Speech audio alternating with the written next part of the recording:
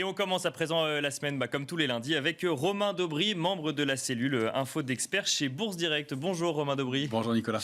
Beaucoup de choses à voir ensemble, à voir également avec la déclaration de Jérôme Powell en fin de semaine dernière, mais aussi avec des réalités techniques parfois sur les marchés financiers. Mais avant de rentrer un peu dans le détail, Romain Daubry, votre sentiment global sur la situation actuelle? On a des choses qui sont un peu accélérées en fin de semaine dernière. On avait une impulsion haussière qui s'était réactivée depuis 15 jours ou 3 semaines sur les différents indices. On voyait qu'elle était poussive, qu'elle avait du mal à se mettre en place. Et les éléments après l'échéance, la réunion de la Fed de mercredi ont entraîné les marchés dans des signaux de désorientation un peu. On l'a vu dès jeudi avec un indice parisien qui partait un peu dans tous les sens, qui formait des structures d'élargissement très courtes, mais qui montrent que le marché ne sait pas très bien où il va, et ce que vous disiez de déboussoler, c'est le terme du moment. Déboussoler, désorienter, effectivement. C'est désorienté, j'allais le dire. Voilà, il y a contre-pied, sont les mots du moment. Il y a des marchés qui se cherchent un peu, alors avec une accélération baissière marquée, alors qui est différente de celle qu'on a connue des consolidations précédentes, je pense, parce que déjà il y a une question de période. On est dans une période de l'année dont on sait pendant laquelle les marchés sous-performent généralement, et puis après une progression de 20% à Paris, d'une part, parce qu'on vient de toucher une cible sur l'indice CAC 40 futur, 6652 points sur le futur CAC 40, c'était un objectif. Et on a oscillé autour. On a fait une petite accélération à 6677 points, mais avant de marquer cette baisse, d'entamer cette baisse un peu marquée. Et puis, les banquiers centraux sont effectivement exprimés, même si on attend pas mal de discours cette semaine qui vont permettre de préciser, mais bon, on a quand même la tendance générale donc voulue par la politique, enfin par la Réserve fédérale américaine. Manifestement, et ça laisse un peu les opérateurs un peu pantois, d'après ce qu'on lit graphiquement et techniquement, avec beaucoup de contre-pieds sur quasiment tous les actifs. Et puis, il y a ce phénomène technique de l'échéance des marchés dérivés qui avait lieu notamment sur l'Eurostoxx, c'est le gros indice en Europe, vendredi à midi, et à partir duquel on a vu, au moment de l'échéance de l'Eurostoxx, entre 11h50 et midi, une accélération baissière marquée qui a commencé à se mettre en place et qui ne s'est pas démentie de la journée, avec un indice CAC 40 qui a suivi, pour lequel l'échéance avait lieu à 16h. Donc, qui est venu accentuer finalement en fait, cette idée de désorientation et de marché qui ne savait pas trop dans quelle direction aller. Et il y a eu cette échéance technique juste derrière, et c'est là en fait qu'on a vu la tendance en fait dégringoler. C'est peut-être un peu fort, mais en tout cas reculer. Voilà, pour l'instant, on est dans une situation où on va devoir. L'enjeu, ça va être de déterminer si on va assister à une consolidation. Je pense qu'on a assisté à un point haut à court terme, en tout cas, vraiment à court terme, à quelques jours, peut-être quelques semaines, mais qu'on va voir si c'est une consolidation latérale qui va se mettre en place avec des niveaux bien identifiés et quelque chose qui va se faire assez sagement. Je pense qu'il y aura dans tous les cas de la volatilité à l'intérieur de cette consolidation. En revanche, de voir si ce ne sera pas une consolidation un peu plus marquée, c'est-à-dire qu'au lieu de consolider de 3 à 4%, ce serait plutôt de l'ordre de 6 ou 7%. Voilà à peu près les enjeux. Je ne pense pas que ça aille plus loin parce qu'on a ce consensus global. On le sait depuis le mois d'avril, mai dernier, où les gestions, les gros opérateurs ont décidé d'alléger, d'écréter un peu et de se laisser porter. Donc, d'où ces mouvements poussifs et très techniques qu'on a connus jusque-là. D'où l'accélération baissière assez technique et liée à l'échéance des marchés dérivés, je pense aussi. Et maintenant, de savoir si on va réussir à se maintenir dans cette zone, ces niveaux techniques. Donc, sur le futur CAC 40, on a vu qu'on avait une zone bien identifiée sur les options entre 6003 et 6600 points. On va voir si on arrive à la défendre. À l'intérieur de cette zone-là, on sait qu'il y a un peu de couverture, même si on arrive sur le mois de juillet avec beaucoup moins de couverture que sur les échéances précédentes. Donc, on a ce rythme, mais pour l'instant, on voit bien que la zone 6003-6006 est bien identifiée. L'accélération baissière, elle s'est stoppée à l'intérieur de cette zone et on est en train d'aller chercher la borne haute. Donc, on va le regarder en détail après, mais les niveaux techniques, c'est 6345, 6583 et on voit qu'on a été rechercher 6583 dans ce rebond de ce matin. Pour l'instant, on est en train d'hésiter. Alors, on va regarder les graphiques avec lesquels vous êtes venus. On va rentrer donc un peu plus en détail. Et tout d'abord, c'est le retour de la volatilité. Vous l'avez dit, ça fait du bien peut-être un petit peu sur les marchés, un peu de volatilité pour les différents opérateurs. Ouais, c'est plutôt sain qu'il y ait un peu de volatilité par moment. Et puis surtout que le marché consolide aussi.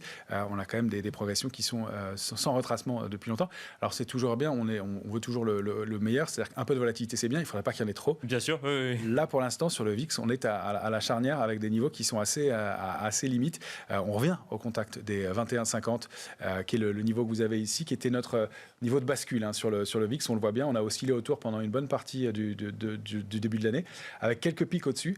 Et là, on revient juste en dessous, 20,80, et on s'en approche. Donc, le risque, c'est effectivement au franchissement de 21,50 d'aller chercher des niveaux de volatilité à 28 et voir le haut du canal que vous voyez en bleu, au sein duquel on évolue. Alors, on a plusieurs signaux qui nous laissent dans le doute. C'est qu'on n'est pas allé chercher la borne basse du canal cette fois-ci. On le voit avec le petit cercle rouge en bas du canal bleu. On se rapproche des 21,50 et par ailleurs, là j'ai pas indiqué les indicateurs techniques, je les ai pas ajoutés sur ce graphique, mais on voit qu'il y a des divergences haussières, c'est-à-dire que le VIX a formé de nouveaux plus bas par rapport à ses points bas précédents, mais en revanche les indicateurs, les oscillateurs indiquent le contraire. Donc si on prend par exemple le MACD en hebdomadaire, lui il a formé de nouveaux plus hauts, donc il y a une divergence entre le VIX et les indicateurs. Ça peut être aussi un signe d'alerte. Donc tant qu'on reste sous 28, qu'on va chercher peut-être le haut du canal, ça restera un peu brutal, mais assez canalisé. Ça va être notre curseur, en fait, de repasser au-dessus de 21,50. On voit aussi qu'on a des possibilités de repasser en dehors de ce canal-là, de franchir les 35. Ça, ce ne serait pas bon du tout. On n'y est pas encore. Ce n'est pas le scénario principal, mais on surveille tout ça. Donc, un peu de volatilité, oui, pas trop. Pas trop de volatilité, c'est ça. Toujours une question d'équilibre sur les marchés financiers. Direction les États-Unis à présent, Romain Debry, avec des tendances finalement assez différentes qu'on regarde le Dow Jones ou le Nasdaq 100. Oui, alors là pour une fois, j'ai pris le Dow Jones parce qu'on a une structure graphique de retournement baissière qui s'est mise en place depuis maintenant le mois d'avril dernier. On considère quasiment que le Dow Jones n'avait rien fait à part marquer un plus haut, mais il évoluait dans un trading range. Et vous voyez cette structure de retournement baissière. Alors, ça peut être un double top, ça peut être aussi une épaule tête-épaule. Elle est très moche, on voit qu'elle est assez décalée avec une toute petite épaule à gauche, une épaule très large à droite, un sommet qui est quasiment au niveau de l'épaule de droite, mais des niveaux de prix bien identifiés par le marché avec un gap baissier, une ouverture sous la ligne de coût et une accélération baissière marquée et la fin de la semaine au plus bas, quasiment sur son support à 33 220 points. Donc on a des extensions possibles jusqu'à la cible idéale de cette figure, c'est 31 980 points et on invaliderait la figure au franchissement de 33 780 sur une ou deux clôtures. Ce serait l'invalidation du moment. On voit que pour l'instant le marché hésite, ne sait pas trop ce qu'il en est. En tout cas, lui, il a bien rompu le canal haussier au sein duquel il évoluait. La dynamique haussière est clairement cassée et la possibilité d'aller former de nouveaux plus hauts pour l'instant est probablement remise à quelques jours, quelques séances au moins. Sur les valeurs technologiques, la tendance est la même, Romain Debry ? Alors sur le Nasdaq, c'était important et intéressant à surveiller aussi parce que là, on n'a pas craqué, on a défendu ce niveau de 14 049, on en parlait déjà la semaine dernière. On disait qu'au-delà de ça, on pouvait aller former une extension. Alors c'était au-delà de 13 770, il y avait une extension possible vers 14 594 points. Une structure en épaule, tête-épaule, un petit peu déformée aussi, mais inversée, mais un petit peu déformée aussi. On a réussi à accélérer un peu et on bute entre 14 049 et 14 128 points. Pour l'instant, sur les futurs, on est juste sous 14 128 points. On préserve ce niveau de 14 049, donc la pulsion haussière n'est pas invalidée. Là, c'est pas la même configuration. Et donc, tant qu'il y a un indice majeur aux États-Unis réussi à maintenir le cap et à rester haussier, on peut considérer que c'est pas très gênant et que la tendance va rester au moins canalisée et va permettre de consolider pour l'As. Donc on est à la frontière de résistance finalement dans le secteur technologique pour l'instant aux États-Unis. Et qui redevient le secteur fort depuis une dizaine de jours, effectivement. D'ailleurs, on le voit aussi en Europe de façon très nette. C'est le secteur qui surperforme, qui tient le mieux dans l'immédiat.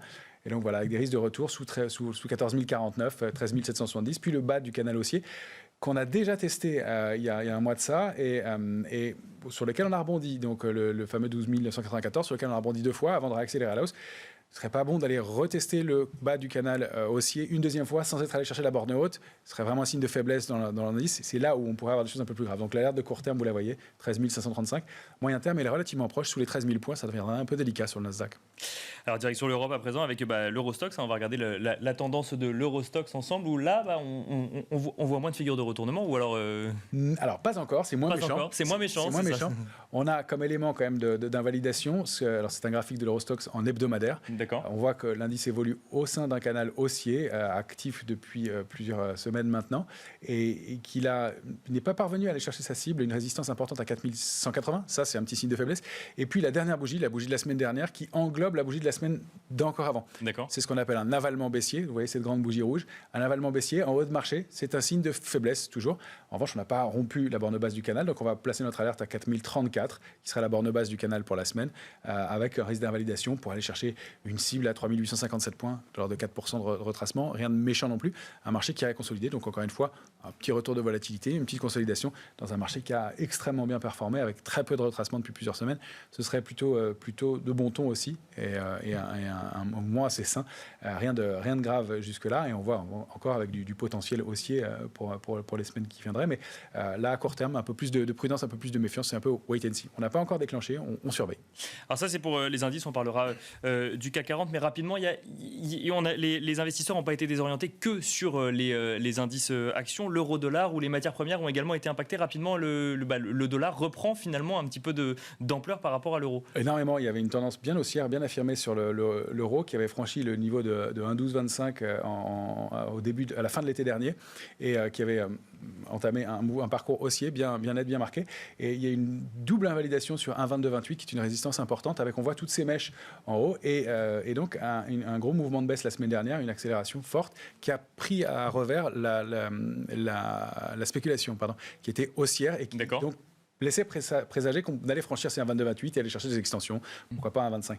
Donc là, il y a un mouvement de retournement assez brutal et ça permet de mettre en lumière une possible figure d'épaule tête-épaule. On n'est pas encore validé, ce serait à la rupture de 1,1758 qu'on pourrait l'envisager, qu'elle serait déclenchée. Et pour l'instant, ce n'est pas encore le cas, on est obligé de la surveiller quand même. On défend des niveaux importants et c'est toujours le même état d'esprit à surveiller, mais il y a des niveaux d'alerte un peu plus marqués possibles, avec des retours un peu marqués cette fois-ci sous 1,1225, entre 1,1104 et 1,1225, donc des mouvements d'invalidation qui pourraient être assez importants, oui. Et niveau matières premières, c'est le cours de l'argent qui est assez impressionnant là, depuis la fin de semaine dernière, où on voit pareil un recul assez conséquent sur la matière première. Oui, je voulais refaire un point dessus, puisqu'on l'avait évoqué la semaine dernière, on parlait d'une accumulation depuis plusieurs semaines, 6 ou 7 semaines, au-dessus de 27,44, sous un niveau de 28,13 important, au sein d'une structure en triangle, donc avec une accumulation près de la borne haute du triangle, ça pouvait déclencher un signal haussier, d'autant plus que la position spéculative augmentait, et on voit le net contre-pied à nouveau, avec une accélération baissière marquée, le retour sur un support à 25,80 et une petite réaction depuis, mais une vraie invalidation. Donc c'était pour illustrer effectivement cette idée que sur les matières premières globalement, il y a eu un vrai coup d'arrêt et un mouvement baissier qui s'est révélé assez brutal. Donc contre-pied sur ça et beaucoup d'autres actifs, ouais, effectivement. Et pour conclure, Romain Daubry, sur le CAC 40 donc, qui se reprend ce matin. Qui réagit un peu. Alors là, vous avez une photographie du futur CAC 40 à vendredi soir. D'accord. C'est un graphique en 14 heures, toujours 14 heures parce que le futur ouvre à 8 heures, ferme à 22 heures. Ça fait une séance de cotation de 14 heures. On voit cette structure de triangle inversé, clairement, avec donc ces signaux d'orientation. On est allé déborder un peu la borne haute. Et puis pour accélérer, ce qu'on dit toujours, c'est une figure qui est difficile à travailler, le triangle inversé, parce que vous voyez que les bornes sont mal respectées. En revanche, ça se traduit 9 fois sur 10 par une accélération baissière marquée. C'est bien le cas ici. Donc on a des enjeux et des niveaux bien précis à surveiller. Au-delà de 6652,5, la cible de notre figure et le niveau sur lequel on a buté récemment, on pourrait envisager une réactivation de la dynamique haussière. On n'y est pas du tout pour l'instant. Il y a une zone de neutralité, à mon sens, qui est 6583, 6652, dans laquelle on pourrait considérer que le pire s'éloigne et que ça va être une gentille consolidation. Pour l'instant, on est sous 6583,5. Je crois qu'on est allé tester ce niveau ce matin, après avoir marqué un point bas, à 6470 environ. Là, on est 76. Là, on est dans une zone qui est la zone baissière, couverte de court terme. C'est-à-dire qu'entre 6346 et 6583, on sait qu'il y a de la couverture, de la protection dans les portefeuilles. Ce n'est pas énorme, mais il y en a. Et les investisseurs se laisseraient porter dans un mouvement un peu baissier. Ça pourrait être la zone idéale de consolidation. C'est en dessous de 6346 que c'est plus gênant, puisque là, on sait qu'il n'y a pas de couverture, pas de protection, jusqu'à la zone 5008-6000, où là, il y a un vide, peu d'intérêt et un risque d'accélération baissière un peu plus marqué. Donc, ce sont les grandes zones qu'on va surveiller pour la semaine, neutres, baissières à court terme et à alerte vraiment sous 6350, qui serait pas bon d'enfoncer au risque d'accélérer un peu plus fort.